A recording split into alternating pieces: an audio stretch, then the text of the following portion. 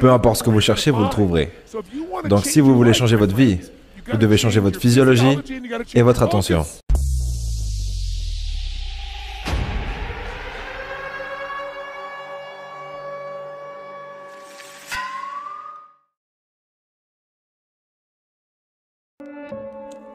Nous avons tous une sorte d'identité que nous nous attribuons, une façon de se définir.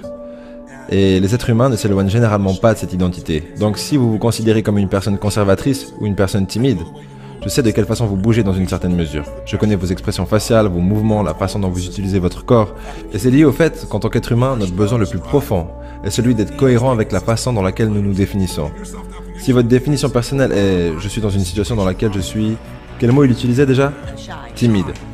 Dans ce cas-là, vous trouverez toujours une façon de vous mettre dans une position où vous allez être en retrait. La chose la plus rapide que vous puissiez faire pour changer votre expérience serait d'inventer un truc facile. Quelque chose simple comme effacer. Chaque fois que vous vous entendez penser « je suis timide », vous dites « effacer ».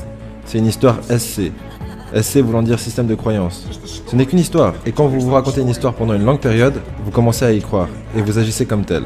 Quand vous n'arrêtez pas de vous dire que vous êtes timide, vous y croyez. « Oh, mais j'ai toujours été timide. » Jusqu'à ce moment. Faites quelque chose de totalement différent de ce que vous faites d'habitude. Devenez quelqu'un d'autre. Décidez qui est la personne la plus amusante, passionnée, extravagante que vous connaissez et agissez comme cette personne pendant 2 ou 3 jours. Et voilà ce qui se passera. Ça sera choquant, ça sera bizarre, ça sera différent, vous vous sentirez mal à l'aise. Mais après un moment, ça se renforcera. Par exemple, vous changez de coupe de cheveux ou vous changez quelque chose avec votre apparence, et des gens vous font des compliments. Et ces compliments vous donneront envie d'utiliser plus ces autres aspects de vous-même. La plupart des gens ont une croyance par rapport à qu'est-ce que leur vrai potentiel. Peu importe ce que tu leur dis. Et ça affecte le nombre d'actions qu'ils entreprennent. Et bien sûr, ça affecte leurs résultats, et ensuite, ironiquement, ces résultats renforcent leurs croyances. Et ensuite, leurs croyances affectent leur potentiel. Disons qu'une personne a un potentiel illimité, on est tous d'accord sur ça. Mais elle entreprend que très peu d'actions, et du coup obtient peu de résultats. Parce que cette personne commence avec un problème dans son système de croyance. Elle ne croit pas, ça ne m'arrivera pas à moi. Peut-être pour Frank Kern parce qu'il a des beaux cheveux, ou peut-être toi parce que tu as tellement de motivation, mais ce n'est pas pour moi. Ou peut-être Tony Robbins parce que c'est un taré avec des grandes dents. Peu importe le processus de pensée, ils ont ce problème. Mais ce qui arrive, c'est que si vous croyez que vous avez très peu de potentiel, quelle quantité d'actions allez-vous entreprendre? Aucune. Ou un petit peu. Et quand vous avez un petit peu de potentiel avec un petit peu d'action, quel genre de résultats obtenez-vous?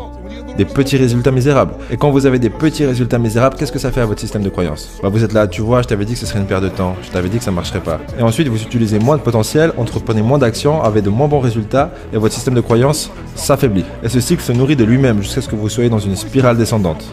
C'est toxique et automatique. Maintenant, qu'est-ce qui se passerait si quelque chose venait vous remplir d'une certitude absolue? Pas quelque chose où je crois que, mais quand vous savez. Dans votre cas et dans le mien également, nous savions parce que nous n'avions pas d'autre choix. Parce que nous avions brûlé le bateau.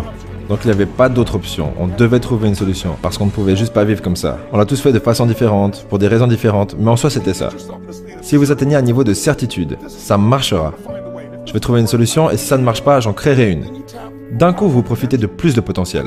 Et quand vous avez confiance en votre potentiel, vous entreprenez des actions massives. Et quand vous entreprenez des actions massives et que vous y croyez vraiment, vous obtenez des super résultats. Et quand vous obtenez de super résultats, votre cerveau vous dit « Ah, tu vois, je t'avais dit que j'étais un bon. Je t'avais dit que ça marcherait. » Maintenant, c'est encore plus fort. Vous profitez d'encore plus de potentiel, entreprenez plus d'actions et obtenez plus de résultats. C'est comme ça que vous êtes passé de 300 $ la semaine à 2500 en 5 jours, à 100 000 $ en un mois et à $1 million en une journée. Et ça crée un élan. C'est pour ça que les riches deviennent plus riches et les pauvres deviennent plus pauvres. Du coup, certaines personnes se disent « Bon, je vais entreprendre plus d'actions. Je vais essayer de lancer ce produit, je vais essayer. » Ils viendront vous dire qu'ils l'ont fait.